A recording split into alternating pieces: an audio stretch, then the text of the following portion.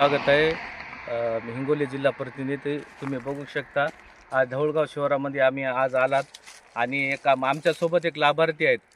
मामा, तुमचं नाव सांगा आणि तुम्ही रमाई घर पंतप्रधान आवास योजना अंतर्गत तुम्हाला रेती आतापर्यंत शासनानं किती दिली ते आमच्या चॅनलला सांगा.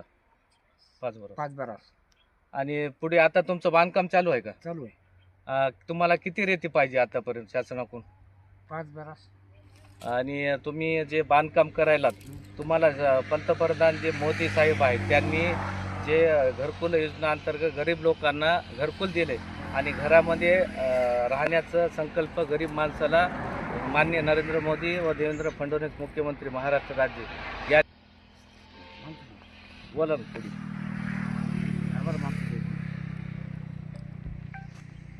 धन्यवाद मामा.